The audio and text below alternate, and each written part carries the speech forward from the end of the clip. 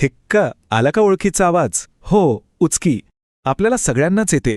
कधी कधी वैताग आणते, कधी हसू येतं. पण कधी विचार केलाय की ही लागतेच का? चला, आज आपण या साध्या सोप्या वाटणाऱ्या पण आतून खूप रहस्यमय असलेल्या उचकीच्या मुळाशी जाऊया. तर या शोधकार्यात आपण काय काय पाहणार आहोत? सगळ्यात आधी उचकीची शरीररचना समजून घेऊ. मग तिच्या मागचं प्राचीन रहस्य काय आहे ते बघू. तिला काय काय गोष्टी चालना देतात म्हणजे तिची कारणं काय आहेत तेही पाहू. आणि हो, यावरचे घरगुती उपाय कसे काम करतात हे समजून घेऊ. आणि शेवटी उचकी कधी कधी गंभीर स्वरूप कधी धारण करते यावरही नजर टाकू. चला तर मग थेट आपल्या पहिल्या विभागाकडे वळूया. उचकीची शरीररचना म्हणजे आपल्या शरीराच्या आत नक्की काय घडतं, तो हिक हिक असा आवाज येतो कुठून? बरं, आपल्याला जी उचकी म्हणून माहिती आहे तिला मेडिकल भाषेत एक भारी नाव आहे, सिंगल्टस. हा शब्द आला एका लॅटिन शब्दावरून सिंगल्ट, आणि त्याचा अर्थ काय माहितीये? हुंदके देताना श्वास रोखणे. खरंच की नाही, एकदम परफेक्ट वर्णन आहे. कारण ही एक अशी गोष्ट आहे ज्यावर आपलं काहीच कंट्रोल नसतं. ही पूर्ण घटना फक्त 2 स्टेप्समध्ये घडते. स्टेप 1, आपल्या छातीच्या पिंजऱ्याखाली एक घुमटाच्या आकाराचा स्नायू असतो, त्याला म्हणतात डायाफ्रॅम. तो अचानक एकदम जोरात आकुंचन पावतो. त्यामुळे काय होतं, आपण पटकन श्वास आत घेतो. पण त्याच क्षणाला स्टेप 2 घडते. आपल्या घशात ज्या स्वरतंतू असतात म्हणजे वोकल कॉर्ड्स, त्या छक करून बंद होतात. मग काय, आत जाणारी हवा अडकते आणि तो हिक असा आवाज येतो. आणि गंमत म्हणजे हे स्वरयंत्र बंद होणं महत्वाचं आहे, नाहीतर आपण गरजेपेक्षा जास्त हवा आत घेत राहू. म्हणजे ही एक प्रकारची सेफ्टी मेकॅनिझमच आहे. आता हे सगळं काही उगाचच होत नाहीये. याच्या मागे एक पूर्ण सिस्टम काम करते. आपल्या नसा आणि मेंदू यांच्यातलं एक कनेक्शन, एक सर्किट आहे. त्यालाच हिकअप रिफ्लेक्स आर्क असं म्हणतात. हे एक असं न्यूरल नेटवर्क आहे जे पडद्यामागून या सगळ्या क्रियेला कंट्रोल करतं. आणि हा जो रिफ्लेक्स आर्क आहे ना, तो समजायला खूप सोपा आहे. याचे 3 मुख्य भाग आहेत.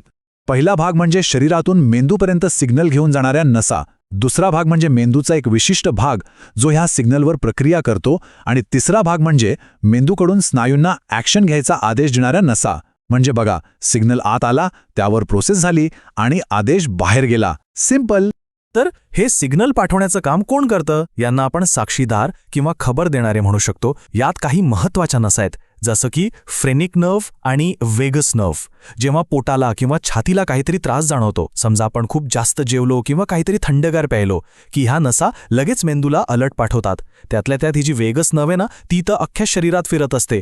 त्यामुळे ती एका हुशार डिटेक्टिव्ह सारखं काम करते. कुठेही गडबड झाली की लगेच रिपोर्ट करते.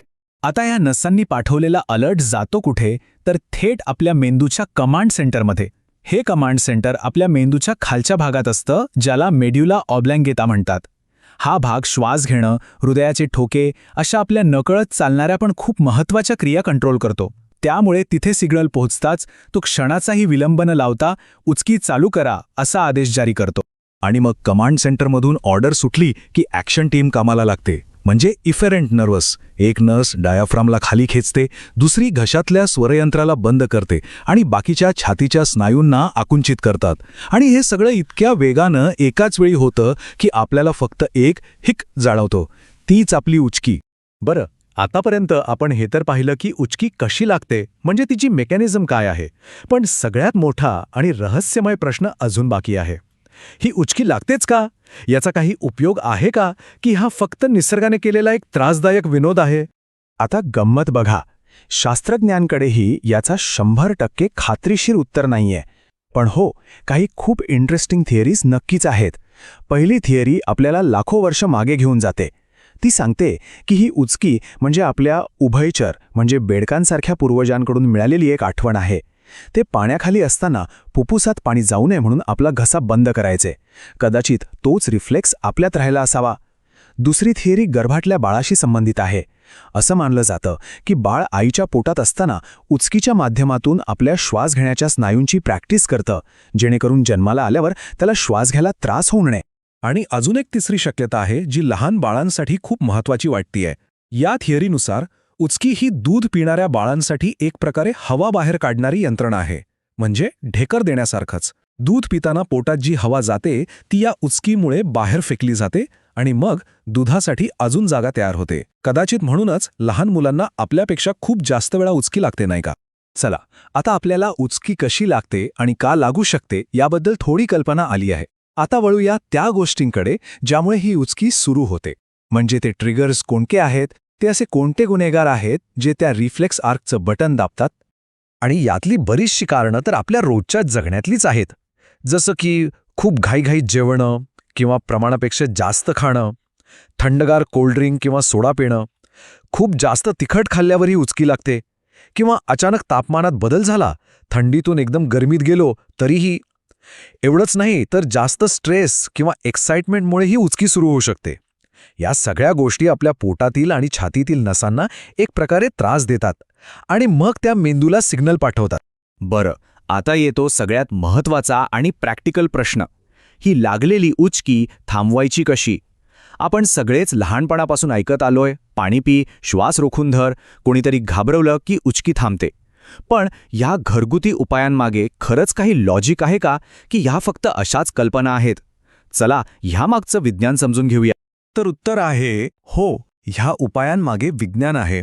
बहुतेक उपाय एकाच तत्वावर काम करतात. ते त्या हिकअप रिफ्लेक्स आर्कला मध्येच डिस्टर्ब करतात. म्हणजे उचकीचा जो सिग्नल शरीरातून मेंदूकडे जातोय त्याला मध्येच तोडतात किंवा त्याचा रस्ता बदलतात. आणि हे करण्यासाठी प्रामुख्याने 2 पद्धती वापरल्या जातात. पहिली पद्धत आहे वेगस नर्व्हला ओव्हरलोड करणे. कल्पना एकदम सोपी आहे. उचकीचा सिग्नल हा एक छोटा, नाजूक सिग्नल असतो. आपण जर त्याच नर्व्हवरून एक खूप मोठा आणि तीव्र सिग्नल पाठवला तर मेंदू त्या मोठ्या सिग्नलकडे लक्ष देतो आणि त्या छोट्या उचकीच्या सिग्नलला विसरून जातो. म्हणजे एका आवाजात दुसरा मोठा आवाज मिसळून देण्यासारखा आहे. आणि हेच काम आपले घरगुती उपाय करतात, जसे की लिंबाचा तुकडा चोखणे किंवा विनेगरची चव घेणे. याचा तीव्र आंबटपणा वेगस नर्व्हला एक जोरदार शॉक देतो.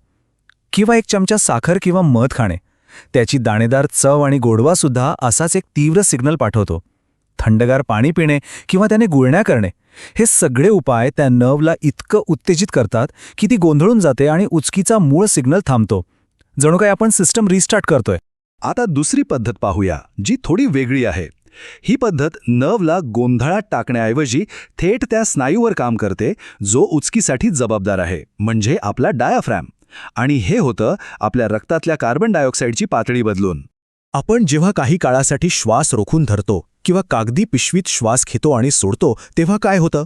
आपल्या रक्तात कार्बन डायऑक्साईडचं प्रमाण वाढतं. आणि संशोधनातून हे सिद्ध झालंय की रक्तात कार्बन डायऑक्साईड वाढला की तो डायफ्रामच्या स्नायूंना शांत करतो, त्यांना रिलॅक्स करतो.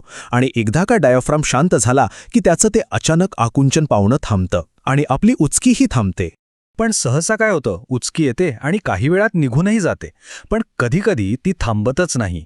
आणि तेव्हा ती फक्त एक त्रासदायक गोष्ट न राहता एक गंभीर वैद्यकीय समस्या बनू शकते. हे फार कमी वेळा होतं, पण त्याबद्दल माहिती असणं महत्त्वाचं आहे. मेडिकल सायन्समध्ये उचकीचं वर्गीकरण तिच्या कालावधीनुसार केलं जातं. जर उचकी 48 तासांपेक्षा कमी काळ राहिली तर तिला सामान्य मानलं जातं. जर ती 48 तास ते 1 महिना टिकली तर तिला पर्सिस्टंट म्हणजे सततची उचकी म्हणतात. आणि जर ती 1 महिन्यापेक्षाही जास्त काळ थांबलीच नाही तर तिला इंट्रॅक्टेबल म्हणजे असाध्य उचकी म्हणतात. ही स्थिती खूपच दुर्मिळ आणि व्यक्तीला थकवून टाकणारी असते.